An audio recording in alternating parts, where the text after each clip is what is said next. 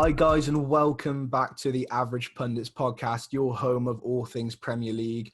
And we're sat here kind of in disbelief. It's been a year of us doing this now. We've been doing this for an entire year. This is the year special, if you want to call it that. It's actually really weird. It only seems like yesterday we were planning this. You know, it was in our first year of university where we met that we were talking about doing something like this. But it wasn't until our second year we got to get amongst it, and it's been a whole year, which is absolutely crazy. As always, I'm joined by co-founder, co-host, amazing person all round, wearing a Newcastle shirt, Reese. How you doing, Reese? You got to pull out the special shirt for special podcasts, and for those that know me, I'm a Liverpool fan, but up the tune, I guess. Yeah, up the tune. I mean, why not? I mean, it was in first year, wasn't it? We had it was for Reese's birthday. Actually, we all went out wearing football shirts, and if you didn't have one, you had to design one. And Reese was coming out wearing a Newcastle shirt, so I made one out of a white T-shirt with, I think I had like Cisse on the. No, it was Denver Bar I had on the back. Yeah, I did the Denver Bar shirt. Yeah, because most of the people there were Liverpool fans. Yeah, there are a lot of typical ones. We thought we'd got outside the box. Yeah. You went as Denver Bar, and I went as Andy Carroll. Yeah. You had like Carroll, and like I just had a Bar shirt that I made out of like a £2 white T-shirt. But you know, a good little football. I'll have to whack that out at some point. Yeah, definitely. I mean, we should probably show the picture somewhere, right? Oh, there'll be some somewhere. I'm pretty sure there's a picture somewhere. But yeah, we're sat here reminiscing. You know, a full year of doing this. A bit of background, if you didn't already know, myself and Reese are University of Worcester students, now in our third year of our degree now. But it was a couple of years ago where we met on our course. We lived in the same accommodation at university. Reese was in the flat, you know, in the floor just below me, and I was just above Reese. So met on the course, and you know, got going from there. And doing a podcast about football was something that we wanted to do early on. But it wasn't the first podcast we did, was it? We had a venture in first year, which was fun, but it didn't quite take off. But it was a good little introduction, wasn't it? It lasted the same amount as a cup of coffee, didn't it? Like, yeah. But I mean, it was fun because we had everyone that was in our little subgroup do it, and that's what we found good about it. Is like we had everyone come round. One podcast we had all 6 people in the studio at one time. Yeah. So that was quite fun. And then as the weeks went on, the amount of faces that were turning up was zero, whether that be to lectures. And so we took it upon ourselves to just like, yeah, we'll cut it, and we'll regather in second year. And the Average Pundits was born, and 365 days from that, not quite our 52nd podcast because, COVID permitting and all of the pandemic situation kind of made us have to rethink what we were going to do. And luckily, through the power of the internet, we're with you for the rest of however long this situation's going for. Through the entirety of uni, where this will come up later. Having to juggle both the pandemic, and also uni work at the same time. It's just humbling to know that we're a year in, and the journey is far from over. Yeah, no, it definitely is. You know, we've still got so many ideas. When we first started doing the podcast, if you tune into the Instagram, at the Average Pundits on Instagram, if you've seen a lot of the stories we used to post and a few of the pictures, we were operating out of a recording studio, and it's somewhere where we both felt pretty much at home. We knew what we were doing there. We had all the kit and stuff, and we had the mics and the faders and stuff. So we were able to get acquainted with that after quite a long time. So we knew what we were doing, and we enjoyed the feel of going in the studio and recording. But as back when we were just doing strictly audio. And obviously, since all this happened, it meant Reese was in one area of the country, I was in another area, so we weren't as close, so we weren't able to meet up and do all this stuff. And also with all the COVID regulations going on, it meant that was pretty much completely impossible. So it wasn't until we had to start exploring online recording and stuff that we realized that it was still doable. We could still keep our foot on the accelerator and actually make some interesting content. And I think we've had some of our most fruitful and some of our most interesting interviews and guests that we've had on during the lockdown. Obviously, being extremely privileged to interview some of the people we have interviewed over the time. And then we've also had, before that, we've had so many, you know, guests, the people that we know, good characters that have come on and been able to give some interesting content, some interesting rants. All of you lot listening, I'm sure you know who you are. So a massive thank you to you guys, because, you know, it couldn't be done without them at the end of the day. It was interesting getting other perspectives on. And that's exactly what we said from the start, wasn't it, Reece? We wanted to have average guests coming on and talking, you know, regular football fans, people who tune in and week out, to come on and have a place where they can share their opinions, you know, that isn't just behind a screen. You know, they could come on and actually, you know, let people know what they're thinking. Definitely. And through that modem, like, we've sort of created like a community for that. And going on from, you know, through all of the 44 episodes, I mean, this is the 44th, all of the episodes that we've done, you know, thank you to everyone that's been watching as well. Thank you to you guys, because of you guys that have been supporting us and driving us to keep going.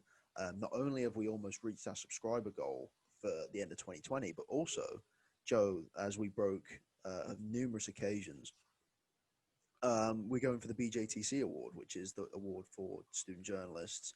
And because of that, you know, we're all grateful. And hopefully, I mean, it's being run by the BBC, ITV, Channel 4, and I think Sky as well, and all these big name journalist brands that we now have eyes on us because of this podcast. And I think that's, it's not exactly what we planned, is it? But we just wanted to have fun with the podcast. It kind of fell to us. We some really supportive people recommended it to us to go for it, and, you know, even being considered in it, at the end of the day, you know, it's such a prestigious thing. You know, winning it's not really on our minds. It's just more of a case of the fact that we've even been asked to be put forward for it. It's really humbling, and I keep using that word, humble, because that's what we try to be. We're a small organization. It's just the two of us the whole time we've been doing this. The social media, the editing, the recording, the live streams which we started doing, it's all just the two of us. Or sometimes just we split different jobs and stuff like that. We always change, we interchange different roles and stuff like that. And it's been that way since the very start, but we've wanted to keep it that way. Because, you know, it's a challenge. We like doing something more than just the norm. We like to keep ourselves busy, and it's been enjoyable. That's 100%. You know, from the very start, it's something that we've enjoyed doing. It's something that we don't want to stop doing, and we're happy to, you know, keep going with the second year of the Average Pundits, the second season, if you will, and keep the ball rolling, keep the train going. Definitely. And I mean, I can see it, you know, going forward. You know, year 3, we're as hungry as ever. Yes, we're going for our dissertations and stuff like that with the third year of uni, but that doesn't mean the content won't stop. The content won't stop. The highlights of the streams won't stop. The discussions won't stop. You know, the good topics, the good guests, the good interviews, all of that won't stop. And now, you know, you mentioned with the live streams, they might stop depending on if you know, plans change. But as far as I'm aware, every Saturday at 5:30. Why not join in? It's quite a bit of fun, just to watch, you know, get some opinions from you guys. So I can't think of anything else to say. I mean, just going back to an earlier point that you made, like, us two, yeah, in our, you know, we met in halls, like we were in the same block. What's the luck of that? Like, Yeah. It's crazy. It's mental. It is really mental, because obviously we were on the same course as well. You know, that was, you know, I'm sure you can have, you know, people in your same course and same block of that thing, but we did, you know, we bonded really well, and we shared a lot of the same kind of likes and interests, which I think why we gravitated towards doing something like this. So yeah, when you look back on it now, it's a good bit of luck, isn't it? And I'm going to share this funny story. So it was one that you told me, I think a couple of months ago, and basically, so you were aware of who I was in journalism, and so I mean, I was quite quiet before that. You know, I would go into the corner. I wasn't, you know, necessarily gravitating towards anyone in that group. And you obviously knew that there was a Reece living in your block as well. And it took you a few weeks to actually click that we were the same people. I think it was when did it click? Was it when I was dancing in my kitchen cooking some food or something? It was that moment as well. But then there was another moment of like glimmer when we were both on a night out, and I walked past you, and we both kind of did kind of just the normal nod that you do, like, glimmer of recognition. I was just like, nah.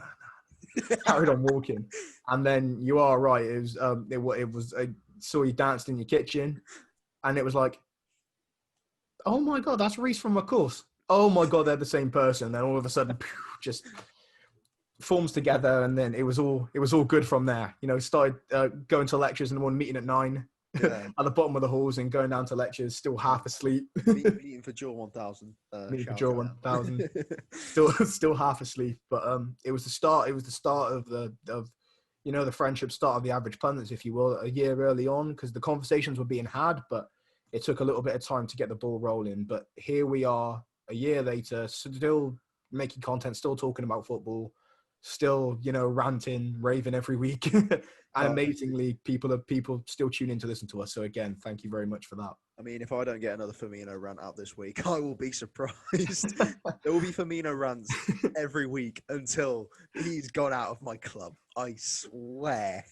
Well, speaking of Firmino rants, there may be one upcoming, mate. We did have some very interesting games of football this week. It's always good for a reminisce, but with the football talk can never stop. But Firmino may come up in the conversation at some point in one of these games. Who knows? Oh boy. But I think if we're talking about, there were so many games to pick apart. We were going to talk about some of the big ones this episode, and then we realized, wow, the majority of these are big ones. Arguably no more controversial than potentially the Manchester United versus Brighton game. Saw United's first win of the season and a 3-2 win against Brighton. Reese, you were talking about this game, and we were only talking about it before, and we were both just, because we hadn't actually spoken about it yet. A few things came into the mix, so it was only recently we were able to actually talk about our opinions on this game. And so, in regards to the United Brighton game, it was only, until before this podcast, we really had a chance to, express our own, views on what happened. And if you haven't seen last week's episode about Manchester United, please go and give it a watch. We go into a lot more details about, the runnings of the club, what's kind of happening there at the moment. But a 3-2 win with the aid of VAR at the very last 9 minutes of the game, after the whistle had been blown, which is now, common news. It's all aware to all the Premier League fans now. Everyone's seen what actually happened. But a penalty call for a handball, the whistle's blown, and then after the whistle's blown, VAR gives it as a penalty, which, I saw the handball, but why was it called after the game? And we won the game, but I don't think any United fan was sat there thinking, one, we deserve to win the game, and two, this is very strange that we've been given it. I mean, no one's going to argue with the 3 points, but it was a very, very odd call, and another weird call for VAR, and that's not the only decision VAR's had this week, but I don't know what you made of it, Reese. If I speak, I'm in trouble. No. What do I say? I mean, I'm not the biggest fan of Man United to begin with, so I'm going to try and get away with this with biased. Like, I'm trying to go about this unbiasedly, but I don't think I can. Yeah, you see the replay. It is a bit obvious, the handball. It should have been given way earlier, but if the call's not made during the game, why is it being made after the game? As you say, Brighton probably did deserve to win that game. United have not made a great start at all, and it kind of just drawing with Manchester United. Imagine that for Brighton. Imagine the scenes for Brighton. Solly March in the 94th minute, right? How perfect can you get? An equalising goal last 9 minutes, but no, the referee gives a penalty 10 minutes after the 90th minute strikes, and penalty Bruno steps up and puts it away for the 3 points for United. If I'm being honest, VAR's had a mare there. If they should have given it in the game. If they didn't give it, don't give it at all. That's what I'm going to say. I think it's horrendous. And if calls are going to be making that, then the game as we know it is going to be ruined. Well, that's the argument, isn't it? And it wasn't, just United and Brighton people that were fans and stuff that were calling stuff like this, but people were saying it all over Twitter and all over social media. If they're not going to call it, and if VAR is not in place doing the job the right way, then what is the need for it? And we'll mention VAR again in a match which we're going to talk about. But first, the next match to briefly touch on to was a 3-3 draw with Chelsea and West Brom. And I honestly could not believe this one. I was working and I saw, it was a busy day. I was leaving. There's one game which I really wanted to see this week, but I unfortunately couldn't see. I checked the score and I had to just refresh the phones. And I can't be right, can it? They went. How did West Brom do it? Went 3-0 up. Callum Robinson had an absolute brilliant game. Yeah. For those that joined me for the live stream on Saturday, thank you for joining me. I mean, we grew 5 subscribers on Saturday. That was insane. It was a great live stream. But watching that game was amazing. Like, I think if you look at our Twitter at Pundits Average, you see a screenshot, a moment which leads to unfortunate events. It's me with my thumbs up with West Brom winning 3-0 and Chelsea bring it back, but it was a complete game of two halves. Callum Robinson was insane. I think Callum Robinson's just scored his 4th Premier League goal, and they've all been against Chelsea. What a crazy 3. He's scored 3 or 4, and they've all been against Chelsea. It's mental, isn't it? I couldn't believe it. I mean, in terms of what to digest in the game was just Chelsea were not really up to crack. They had an awful lot to pull back in that game. Yeah. I think there was quite a big issue, with Thiago Silva. Wasn't there? There was quite a big mistake from him. Yeah. And I think Frank was very, coy about it after the game. He was like, take him a bit of time to get into the swing of things. And maybe it would be, but there's it's not really the best thing to be doing, especially on your first start. No, I think he's going to have to, because Ligue 1 is way slower than the Premier League. I think we can all agree that Ligue 1 is a one-team dominated league by PSG, and Thiago Silva was playing in that PSG team for, I think it was about 8 years. So, you kind of have to, he's been playing in a league that's so slow for so long against so little opponent for so long. Yeah. And I think that it's going to come to a point where you come to the Premier League so fast. But I think, it will take time for him to come into the league and improve. Whereas Marcus Alonso, I think he's been ostracized publicly by Lampard. Yeah. With the team. And what a shocking performance for Alonso. He was atrocious. He was so bad in that game. He got booked in the first 10 minutes. So many mistakes. And he had to take him off at half time. Yeah. There was 2 changes at half time where Hudson-Odoi came on for, I think it was Mateo Kovacic. And then Alonso went off for, who? Oh, it was Cesar Azpilicueta who came on. Was captain in the game. And as soon as they came on, new lease of life for Chelsea. And Callum Hudson-Odoi came on and scored to give me some points for my fantasy team. And obviously Mason Mount, what a strike from him. And then in the dying minutes of the game, Super Tammy Abraham as scoring before Timo Werner does in the Premier League, which sort of does raise a few questions on Timo Werner. And do you think he is really struggling to get off the mark with? I mean, he said it against Brighton before, the big defenders that they don't have in the Bundesliga. Do you think he's struggling with the sort of the physical aspect of the Premier League? Well, I was surprised that he gave that interview. He was very honest about the Brighton defence.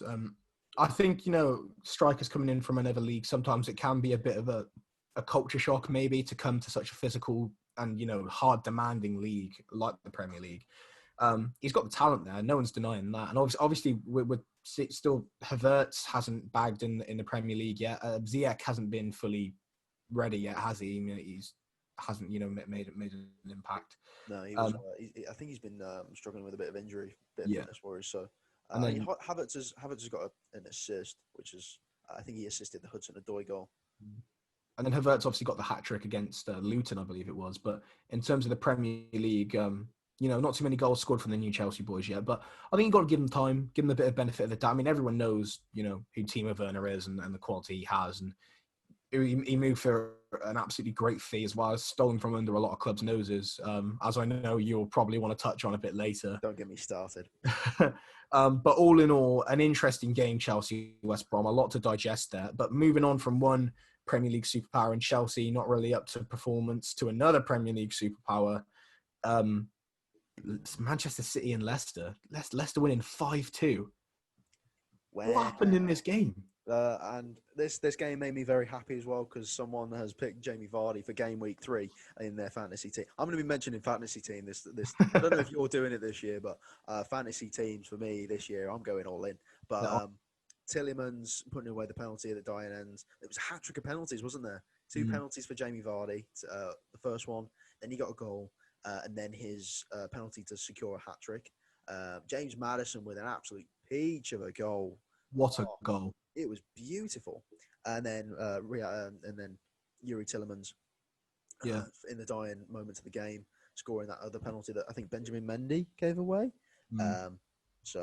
And then for City the goal scorers Riyad Mahrez and then Nathan Ake scoring from scoring a header. So Riyad Mahrez scoring against his old club. But from this Manchester, you sort of had to wonder, like you had to take a second look, like is Ederson really in goal for this game? Like what was happening with Manchester City? Like I think they were playing Rory Delap's kid as well in the game. He made his debut, didn't he? Made his Premier League. It wasn't exactly the debut you want. I think he ended up with a ripped shirt after the game. Like it was really tough for him. So Leicester, this is a mad stat though.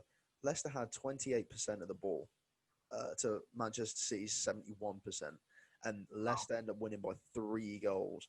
Man City had 16 shots, and only 2 of those shots went in. 5 of those were on target.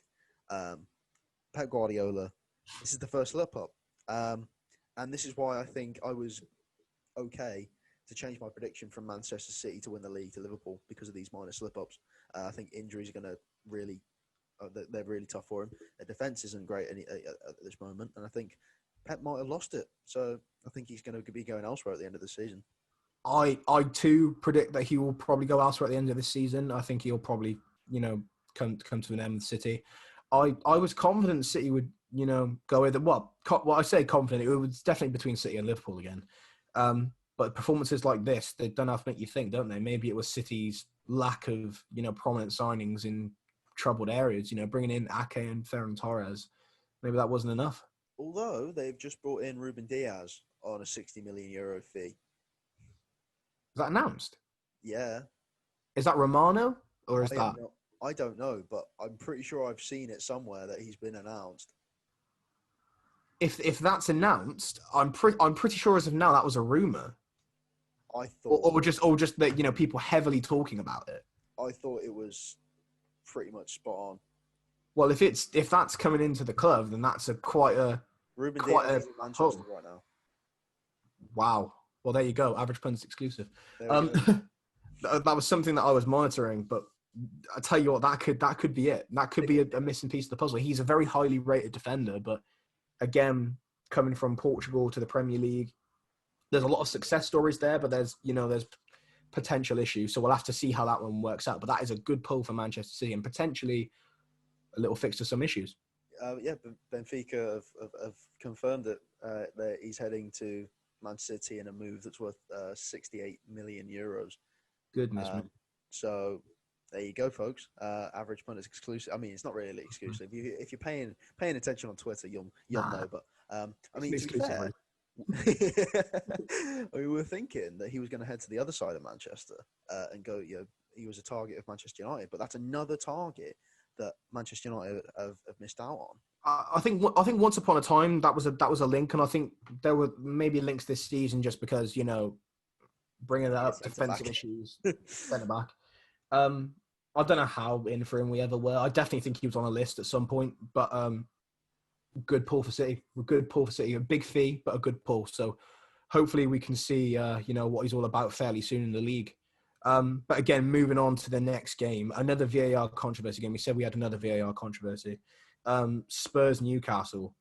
Now this one was quite shocking. It caused Mourinho to turn around, walk straight down the tunnel. He had seen enough.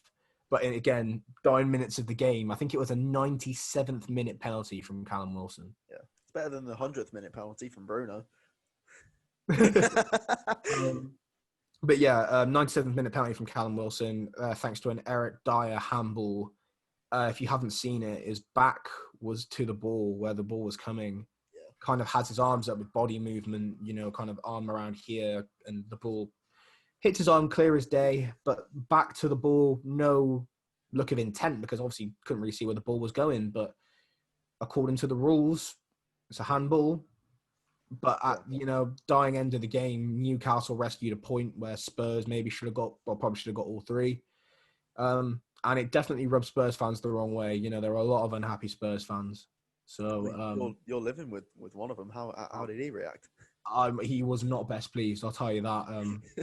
He was not best pleased. And I have Spurs friends from back home, and they weren't the best pleased with it as well. So all of which have a few of which have featured on the Pundits podcast as well. So that is true. That is true. Earlier on in the season, that is true. Definitely. But again, it's not too much to digest really with this one. But it's just going back again with the same arguments with VAR. I think I saw Clive Tilsley afterwards on Twitter. He summed up really well. There's never been this much movement behind a cause in football to fix something wrong with the game. So an actual rule with the game. Should I elaborate on something that's actually affecting the rule of play that so many people are in agreement with, and it's still being allowed to go forward. So will the pressure surmount? Will the pressure get to the FA? Will they make a few changes? Who knows? It's at the moment it's all yet to see, but it could happen. Yeah, it could happen. But I mean, when you look at the penalty, yes, his back's to the ball, but his arm's a bit out here, isn't it? Yeah, sort of flailing. If he was by his side and it hit him and it was given, I feel like it would have been bad. I do feel like it would have been pretty horrendous if it was given like that. But because his arm's out here, he's stopping the ball from reaching its target because it's away from his body. If his arm was here, it wouldn't have hit his arm. Yeah. So the penalty wouldn't have had to be given. But because it was out here, in my eyes, it's a penalty. But again, Spurs fans will like to complain because their team's not very good at the moment. Controversial. Sorry, Spurs fans. No, I agree with you. I agree in the sense of what you see in the rules that it is a penalty. I think it's harsh again for Dyer because you could kind of see, it was more body movement and you can't always, predict these things. But either way, it ended 1-1. It's another controversial talking point, and I'm sure these are going to rattle on for the season. So if anyone has any interesting opinions on it, please, reach out to us, because you can come on, you can share your opinions, vent it out, especially if you are a Tottenham fan. There might be a few more out there who want to vent. But moving on again, another interesting game, one that you'll probably be a bit happy about, Reece, a 3-1 win against Arsenal on Monday. Good things to digest in the game. Two really big talking points. One of them, positive, Diogo Jota scoring on his debut. And, coming on and looking like a good player. I mean, everyone knew he was a decent player at Wolves, but a good pull from Liverpool. Not that I wasn't convinced of the signing when he did. I thought he was a great signing, good player, but I feel like it's somebody who should be starting week in and week out. And obviously you've got a very solidified front three. Maybe not solidified for you, but in Klopp's eyes, he's got a front three he likes. But potentially that could change. But good to see, a new boy scoring for yourselves. But the other big talking point, and I want to get your opinion on this, was Sadio Mane potentially missing out on a red card for an incident with Kieran Tierney. What did you think about it? Because it was yellow, wasn't it? He got a yellow card. This was early on in the game as well. It's another instance of Mane getting an early foul trouble. And then, I mean, it happened in that City game where we lost, what was it, like 4-5-0? Yeah. Where he kicked Edison in the face. If he got sent off, I don't think we'd have won that game. I think we'd have had real trouble. I mean, he went on and scored the equaliser.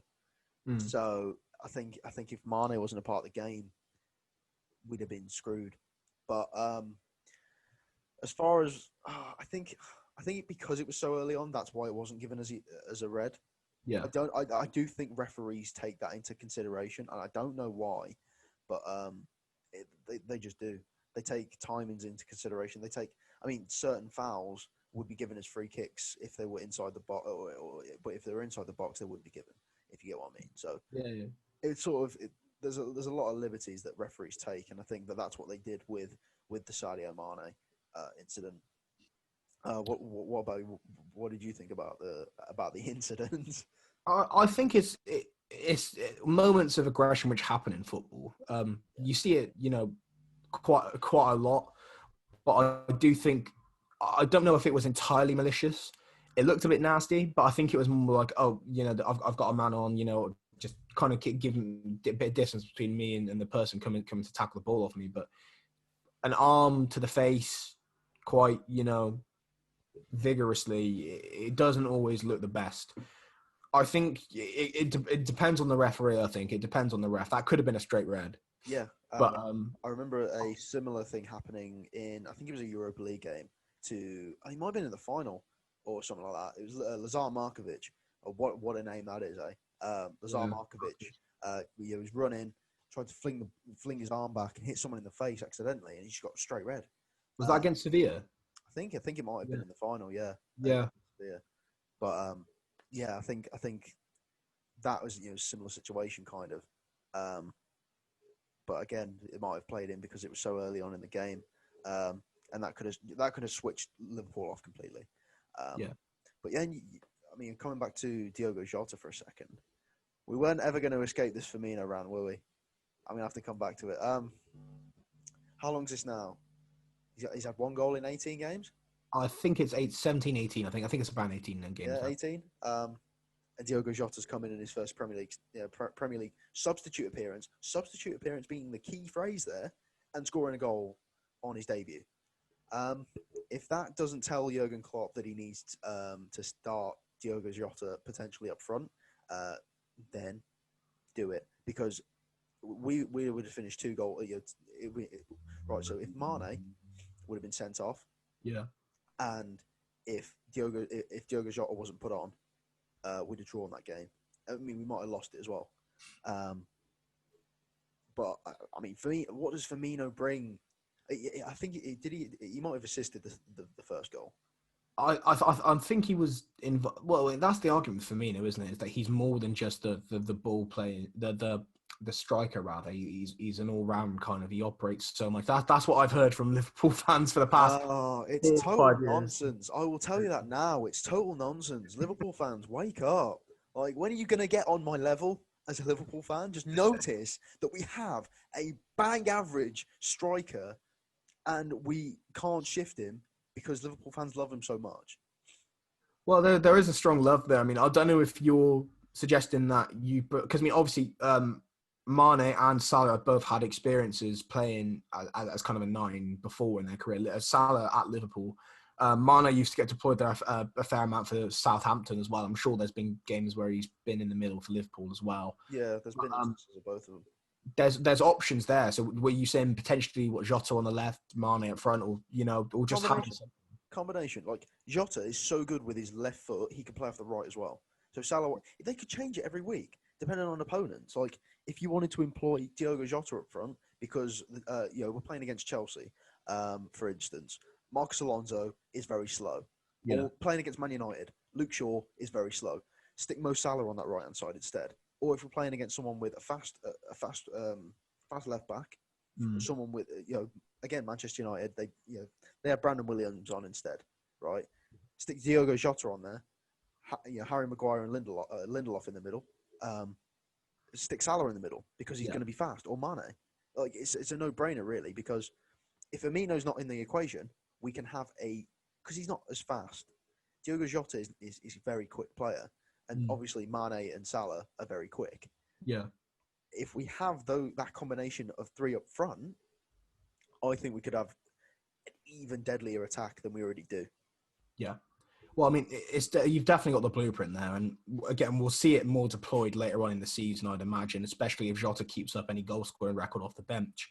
But moving on, West Ham 4, Wolves 0. How many times earlier on when we started first doing the pundits did we come on and say Wolves are a weird side? The Because amount of times. one moment they look amazing, the next minute this. What? 4-0. It's when they lose Diogo Jota, you know? He's a good player. I'm kidding. Yeah, it could be. And Matt Jared Doherty. didn't he? Jared Bowen had an absolute blinder. He Coming did. in from Hull last season, I didn't really expect much from him. But he started the season. I mean, West Ham haven't started the season very, very well. But then to win against a side like Wolves as well. I mean, they did have help from a Raul Jimenez own goal as well. But what a game for West Ham. I mean, Yeah. again, Sebastian Haller scored. How's that happened? You could say hallelujah. Oh no. Oh no. Clip Wow, I'll give you that one. I'll give you that one. But yeah, we said it again. You know, Wolves are a strange side, but a great win for West Ham. I saw a lot of people saying, you know, like obviously Moyes at the moment is away, isn't he? Well, He's away from the team. Obviously, he's quarantined and stuff like that. So I saw a lot of people saying, why can't he just stay at home on Skype for most of the games? But you never know. It might have been the match. Maybe he gave a good match talk on Skype, and maybe that was the difference. You know. Yeah, definitely. The connection was probably a bit better with the players on over Skype. But a good, competent win for West Ham. A difficult one for Wolves. Another really good win. Aston Villa staying in the Midlands. Aston Villa beating a very shaky Fulham 3-0. Oh.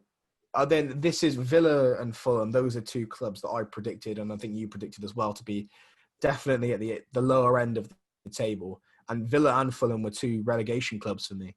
Yep. And you know, one looking exceedingly better than the other. I think I actually predicted Fulham to come last. I think Fulham or Brom. Yeah. I think it was Fulham I predicted to come last. I think they're going to have a rough time because they're going to be playing people a lot harder than Villa. And if Villa are putting 3 past them, God only knows what some of the big clubs are going to do. Yep. I mean, I count. You saw Leicester put 5 past City. Yeah. You know, Yeah. wait till Leicester play them. I counted 6 yellow cards. The defense is woeful. It's so bad. There's so many pockets. It's been reshuffled by Scott Parker this week. And even still, there's more pockets for Villa to just poke holes in again and just keep going around them. Jack Grealish's first goal was fantastic. Tyrone Mings's was such a simple goal to defend. Yeah, and, it really was. Along with Conor Hurahan. That goal made Aston Villa look like Barcelona. And they're not. They're Aston Villa. They are on par, if you like, with Birmingham City. Ooh. No, that is controversial. I sound like that. I love a controversial statement, and love riling up the Villa fans. I love riling up any fans. So, but I don't know if you saw Tony Khan, the director of football, started typing up on Twitter after the game. He was like, "Sorry to all the Fulham fans. This was unacceptable, and we're gonna have to go to like 5th choice centre backs or something." It's like, Tony, please, stop focusing on Fulham, right? You're out in the States. Focus on your Jacksonville Jaguars and your wrestling, and leave the football to the Brits. Yeah, it was definitely controversial. But yeah, like I think you might be on something there. Maybe leave the football to us on this side. You know, you've got a couple of other ventures, Tony. Keep focusing on Kenny Omega. It's fine. But then the last kind of good talking point game, really. Those we like I said, we were only focused on some of the big results this week. But Everton had a good little 2-1 win against Crystal Palace, who obviously just came off the back of an impressive win against Manchester United. And a question that was actually posed to us as part of the question-based thing. Thank you, everyone who did submit your questions. We've narrowed it down to a few ones we were interested in, but this one just coincided quite nicely as we were transitioning to a couple of others. We were asked where we think Everton are going to finish this season, and we did talk about it briefly in our Premier League predictions. You know, we've mentioned some stuff where we think, you know, Everton are going to do well or not so well. And we also did another collaboration with Total Sport over on their channel. You can go and check that out, where we talk a little bit more about how we think the Premier League is going to shape up. But, you know, looking at after this 2-1 win and how good they've been in form recently, Everton, and, you know, I've had more time to think about it. I'm still pretty confident they're going to finish around the 7th or 8th spot. I don't know if breaking into the top 6 is going to be, I think they're going to be pushing and banging on the door, but I still think they've got an awful lot. You know, they've just got a good manager in. They've just started signing some real talent, but they've got to get into the thick of the tough games. And it'll be against some of the big opposition where we really see what Everton are made of. But already we're seeing some really, hopeful sights. So I'm sure Everton fans are happy. But we've got time. We have got time to see. I don't know about you. They're still below Liverpool, though. See?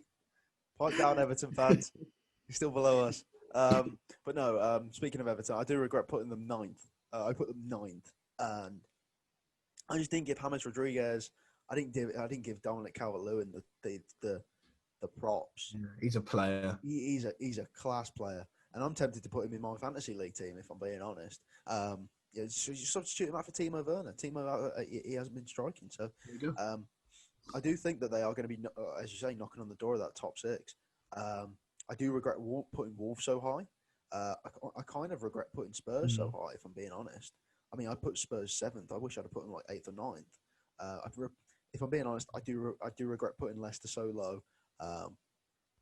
And Chelsea and Man United, like I do think it's going to be a tough top 4. At this point, I can see Man City finishing 3rd or 4th. Like, Never it could know, happen. So I think this season the Premier League table is as unpredictable as ever because there's at least 9 really good teams coming out of it, and it's amazing. I mean, who like after this game week 3, or game week 2 for Aston Villa, there are 4 teams that have 100% win rate: Liverpool, Leicester, Everton, and Aston Villa. Those 4 teams have 100% win rate so far in the Premier League. There's 3 games down, yeah, sure, but the early games do kind of give off, what might happen in the later stages of the season. And if Everton can finish in the top 4, Carlo Ancelotti might cement himself as one of the best managers in the Premier League. That's a given. It could happen. It could very, very much happen. And, like you said, we've got a very interesting Premier League to look forward to this season. A Premier League without a proper pre-season, a Premier League that was kind of rushed coming back into things, but, and a Premier League in a different world, it really does bring me on to a good point with the first question that we were asked. We did put out on our Instagram, Twitter, Facebook, if you wanted to get in touch with us, ask us any questions to feature on the podcast, please go ahead with it. And the first one we got pitched was actually about our opinions on there being no televised games. Not no televised games. What am I on about? Of course there's televised games. Crowds being in the arenas, for the televised games. Obviously, there's no crowds. If you've been tuning in a lot on Sky and BT, obviously you can choose if you want to have, optional noise, or if you want to have, just normal stadium quiet noise. And it's weird. I don't know about you, but it's taken a long time to adjust, especially. A lot of the people that we've had featured on the podcast, they go and try and watch regular games and stuff. And if you have the time to get out to the stadiums a lot, the thought of not being able to do that must be pretty heartbreaking. I think with our schedules and budgets and student budgets, we don't unfortunately are able to get to too many Prem games, but we try and watch as much as we can. But those who are going to games and stuff like that, they must be experiencing an awful big loss at the moment, not being able to go. When I watch games, I choose personally to watch them with the crowd noise. I don't know about you. Yeah. It's very funny to watch without the crowd noise sometimes, because you hear there's a couple of F's and Jeffs you have been flown around, and a couple of other funny moments. Especially towards the end of the last season, I think the last game of the season, Chelsea-Liverpool, you could hear Frank Lampard's rant to Jurgen Klopp. Oh yeah, you could. That was hilarious. It was very funny. I was watching in the living room, and like the crowd noise was off. I was like, this game, getting towards, happy. We're winning. We're about to lift the trophy. All you hear is Frank Lampard's like, oh, the Premier League trophy. I was like, oh, hello, Frank. But yeah, I don't know about you, but if I'm watching the games, I prefer to watch with the crowd noise. I think when fans are allowed back into the stadiums, obviously, we've said from the start, we're very much advocates of when it's good and safe and when everything is actually okay. It shouldn't be rushed. It should be when it's safe. But when fans are able to go back in there, I think, a lot of normality with football will resume, and it will be back the way it should be. Yeah, I think the best way to watch football is with fans. And to be honest, it's with anything, if I'm being honest. A lot of things do have a better atmosphere and it's more watchable when they've got fans. It's with Yeah. anything really, like football. I mean, for those that don't, I'm a massive basketball fan, and watching the basketball games without a crowd, it's so awkward. Like a lot of the it's just squeaky noises and and the shoes, and with with football, it's just like constant shouting. You hear the ball a lot more, and I don't know about you. It's such a Yeah. satisfying sound when the ball's being pinged about. I don't know about you. Yeah. It is quite satisfying. That is one thing about it. It is quite satisfying, but it's a whole different experience hearing it that way. But it's something that I don't think anyone would have expected to ever hear. But here we are in the situation. So, I mean, if you have been watching it with crowd noise, try and watch it without. See what you think. But it was a very good question. So thank you very much for that. And then Such a crazy difference, though, isn't it? it is a crazy difference. It's horrid, but yeah, I do prefer the crowd noises just because like hey, but then they're sometimes delayed. Like at the City games, they're always delayed. That's because they're not used to any fan noise, anyways. There you go. And that is a fact. But moving on, another question we had is our aims for the podcast and where we want the podcast to go. And this is something that we've definitely been asked before, and it's something that we've often thought about ourselves. And again, we used it in the introduction. I used the word again, humble. We never set off on this, with aspirations like straight away off the bat of, this is going this place, this is going that place, because we're fully aware, talking a couple of lads on audio or on camera talking about football is definitely not niche. It happens. There's an awful lot of them, but this is the best one clearly. But there's an awful lot of them. But we said. But we said at the start of all this, we wanted it to be number one, an informative, a good podcast. We wanted to give good content because we enjoy podcasting. We like doing this kind of thing. And we wanted to make sure that it ended up in a place where at the end of the journey, wherever that may be, we can look back on it and say, you know what, I'm happy with that. I'm happy with it. We've done a good job. I'm happy with how it's gone.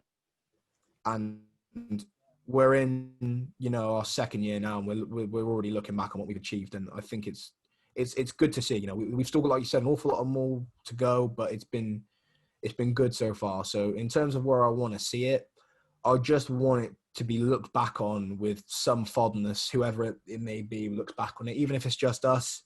But hopefully there are a few people out there who are enjoying it as well, and just think, that was good. I enjoyed that. Yeah, it's like you see the proud moments of when you look like saying like a couple of years time, I mean, we're probably going to still be doing this however long we can, however long we have time in the schedule, but like just looking at the back catalogue of all the episodes that we've done and where we started, and there's a key word that I repeated in our anniversary video that I put out on Wednesday. Not on Wednesday, sorry. Whenever on the 25th of September, and it was passion. That is exactly what we have. We have a passion for football. We have a passion for getting into improving as journalists, not only just for sports, but also just for in general, and improving our confidence. And we have a passion that's going to drive us, and that's exactly what we are aiming to put out there. This is our passion. This is what we want to do, and that passion is going to drive us no matter what. So yeah, we're going to aim for just basically whatever makes us proud. I mean, I'm proud of where it is now. But then if like, say we go for monetary aims, 100 subscribers, guys, come on. I think that's doable. I think we can get there hopefully. But yeah, that is, as of now, that's one thing that we are chasing. So if you can help out, if you stumble across this, if you're already a subscriber, thank you very much. If you're already leaving their likes, thank you very much. But if you are, able to subscribe, then it would mean a lot. It would mean an awful lot. And then one last question that we thought was really interesting to talk about. University versus the podcast, how we are juggling, the life of doing what we do and still doing a full-time course. And, this goes for a lot of students as well. Like students, some people, 100% just the course. Some people have other ventures and stuff going on outside of it. And it is really just about balancing it, isn't it? It's literally just looking at what you've got and trying to negotiate the time. But when you've got something that you are, as Reece said, passionate about, I feel like it kind of comes naturally, and you want to make the time, you want to devote the effort to it, you want to edit, you want to get people on board, you want to promote it.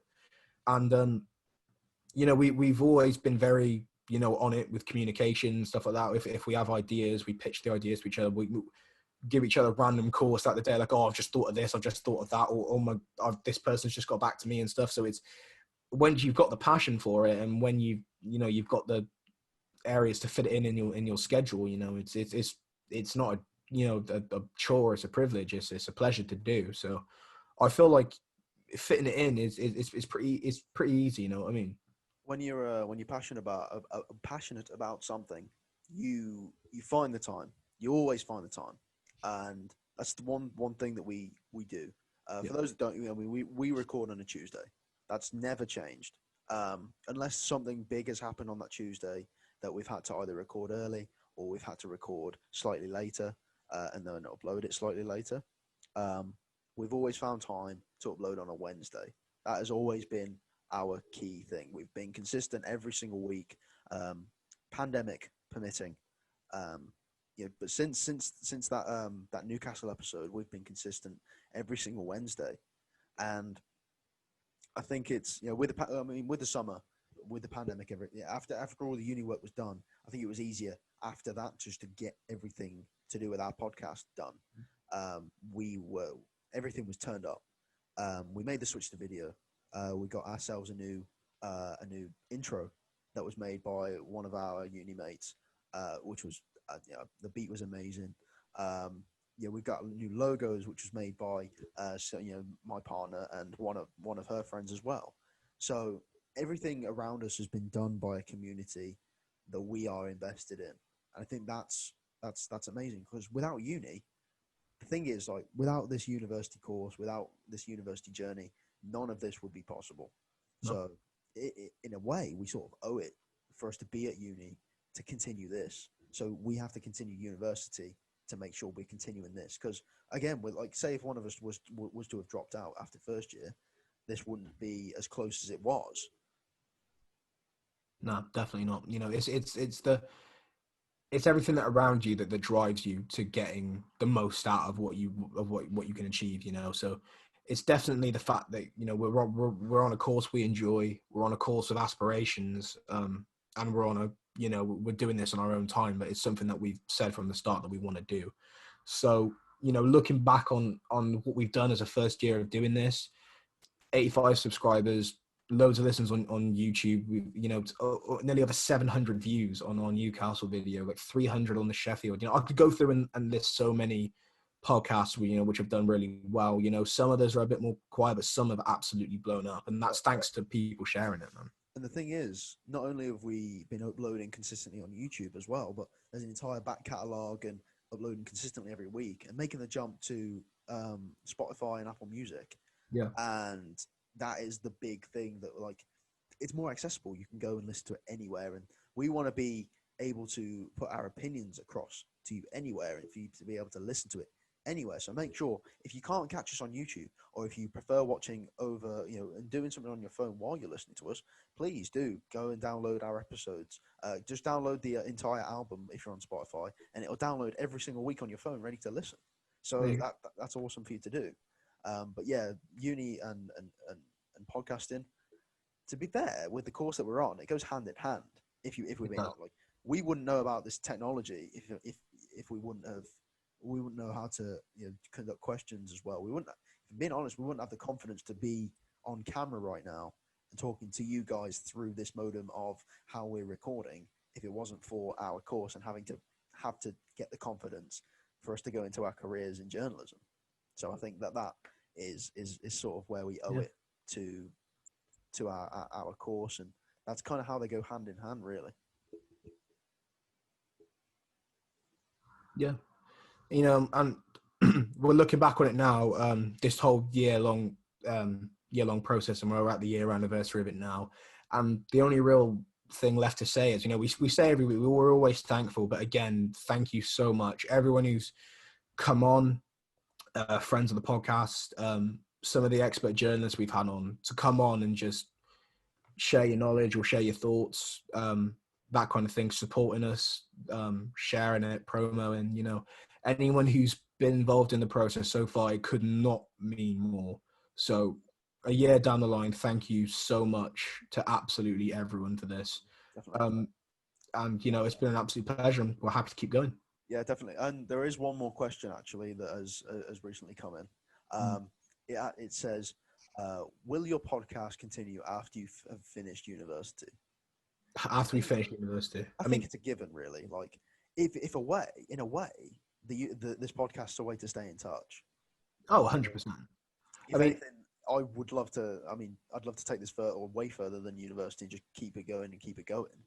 yeah. Um, Well, I mean, it's and all to see, isn't it? I mean, we don't know where we're going to end up at the end of our 3 years. You know, there's a lot of options. You know, this is something which is it's what the third year is all about, really. It's figuring a lot of questions out. But I feel like as long as the passion's there, as long as the drive's there, I think we would love to carry it on as long as we could.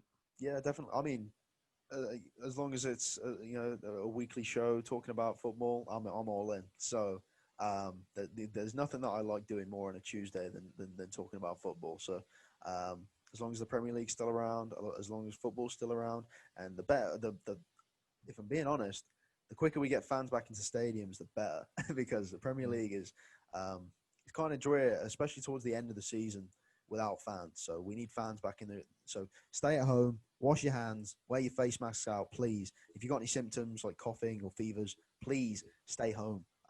We can't urge that enough. So please, we're trying to use our mode of, sort of, I don't know who's listening to this, but just please stop spreading COVID. There we go. We want normality. We want to resume back to normal. But as always, thank you very much for listening. You can get us on Instagram at The Average Pundits, on Twitter at Pundits Average. We're on Facebook as well at The Average Pundits. If you want to get in touch with us, theaveragepundits@outlook.com. Message us, inquire to come on the podcast, share your thoughts, share your views, share your opinions. Keep sharing the podcast. Leave a like, leave a subscribe. You know, help us grow. This is our project. You know, this is everyone who watches regularly, everyone who likes regularly. You're all part of the extended family. So thank you so much as always, and thank you, Reese, for joining me on this podcast. And thank you for a good year, mate. Man, what a year it's been. Just starting in that studio, sounding all nervous, and look at us now. Look at us. We got proper mics. We got proper setups now. Proper stats, proper everything. Wow, so professional. I'm not wearing a hat. Oh, First episode not wearing a hat. I mean, like we've gone through so many transformations. Look at no air. No hair. Absolutely crazy. But there we go, guys. Thank you so much for a good year. Thank you for tuning into The Average Pundits. And as always, we will see you next time.